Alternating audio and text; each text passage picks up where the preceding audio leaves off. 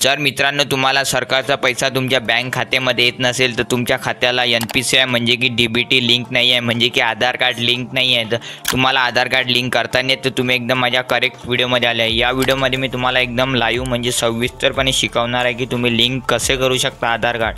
चला तर कोणत्या वेळ न करता व्हिडिओला आपण सुरुवात करणार आहोत। चला तर मी माझी स्क्रीन रेकॉर्डिंग ऑन करणार आहोत। सगळ्यात अगोदर तुम्हाला गुगलवर यायचं आहे। गुगलवर आल्यावर तुम्हाला सर्च बारमध्ये सर्च करायचं NPCI सर्च केल्यावर मित्रांनो तुम्हाला पहिल्या नंबरची लिंक दिसणार आहे। हे लिंक मी तुम्हाला आपल्या डिस्क्रिप्शनमध्ये देऊन देणार आहोत। हे लिंक तुम्हाला ओपन करायची आहे। खाली यायचं आहे। खाली आल्यावर मित्रांनो इथे तुम्हाला बघू शकता, इथे NPCI लिंकवर तुम्ही वेलकम होऊन जाणार आहे। तर तुम्हाला आणखीन एकदा खाली यायचं आहे। इथे तुम्हाला कंझ्युमर ऑप्शन दिसणार आहे, पहिल्याच नंबरचा ऑप्शन आहे। यामधलं तुम्हाला सगळ्यात लास्ट म्हणजे भारत आधार सीडिंग अनेबल बेस हे लास्टवालं तुम्हाला ऑप्शन इथे निवडायचं आहे। तुम्ही बघू शकता आपल्या स्क्रीनमध्ये तुम्हाला दिसत आहे। तुम्ही वेलकम टू आधार सीडिंग या वेबसाईटवर ओपन होऊन जाणार आहे। इथे तुम्हाला हे कन्सेंट वाचायचं आहे।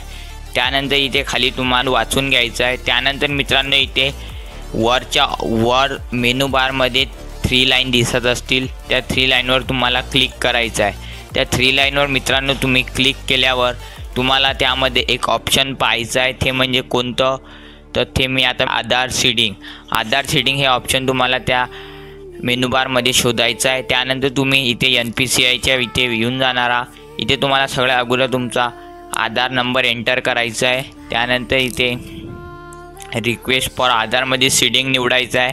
त्यानंतर सिलेक्ट युअर बँकमध्ये इथे बँक निवडायची आहे। इथे मित्रांनो सगळ्या बँक अवेलेबल झालेल्या आहेत। तुमचं ते पण बँक असेल तिथे सगळं बँक इथे अवेलेबल झालेलं आहे। इथे बघू शकता, इथे bank of Baroda, bank of India, bank of Maharashtra, central bank of India, सर्व बँक इथे आलेल्या आहेत। तर 1-2 बँक आल्या नसतील तर 1-2 दिवसात येऊन जाणार आहेत। त्यानंतर तुम्हाला इथे तुमची फर्स्ट एक बँक निवडायची आहे। त्यानंतर सीडिंग टाईपमध्ये इथे फ्रेश सीडिंग निवडायचं आहे। इथे 3 ऑप्शन दिला जाणार आहे, पण मी तर म्हणेल की तुम्ही फ्रेश सीडिंगच निवडायची आहे, कारण एकदम आधार कार्ड नवीन लिंक होणार आहे। इथे मित्रांनो फ्रेश सीडिंग निवडल्यावर तुम्हाला खाली यायचं आहे। खाली इथे दाखवलेला आहे अकाउंट नंबर, इथे अकाउंट नंबर तुमचा एकदम फिलअप करायचा आहे करेक्टवाला। त्यानंतर इथे खाली कन्फर्म अकाउंट नंबरवर क्लिक करायचं आहे। अकाउंट नंबर आणखीन एकदा फिलअप करायचा आहे। त्यानंतर इथे तुम्हाला टर्म कंडिशन ॲक्सेप्ट म्हणजे बॉक्सवर क्लिक करायचं आहे। आणखीन एक बॉक्स राहणार आहे, त्या बॉक्सवर सुद्धा क्लिक करायचं आहे। त्यानंतर कॅप्चा फिलअप करून प्रोसीड या बटनवर क्लिक करायचं आहे। प्रोसीड या बटनवर क्लिक केल्यावर मित्रांनो थोडी लोडिंग होणार आहे। त्यानंतर इथे टर्म कंडिशन येणार आहे। त्यानंतर टर्म कंडिशनचा बॉक्स राहणार आहे, त्याच्यावर तुम्हाला ओके म्हणजे की ॲग्री अँड कंटिन्यूवर क्लिक करायचं आहे।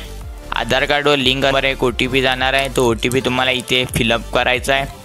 OTP वगैरे फिलअप केल्यावर सबमिट या बटनवर क्लिक करायचं आहे। थोडी लोडिंग होणार आहे। त्यानंतर ओकेची रिक्वेस्ट तुम्हाला ओके करायचं आहे। इथे बघू शकता तुमचं आता आधार कार्डची रिक्वेस्ट गेलेली आहे, इथे तुमची प्रोसीड झालेली आहे। आता ते तुम्हाला लिंक होऊन जाणार आहे। इथे तुम्हाला ओके करायचं आहे। मित्रांनो तुम्हाला जर आधार कार्ड लिंक झालं की नाही हे चेक करायचं असेल तर तुम्हाला एकदम बॅक यायचं आहे।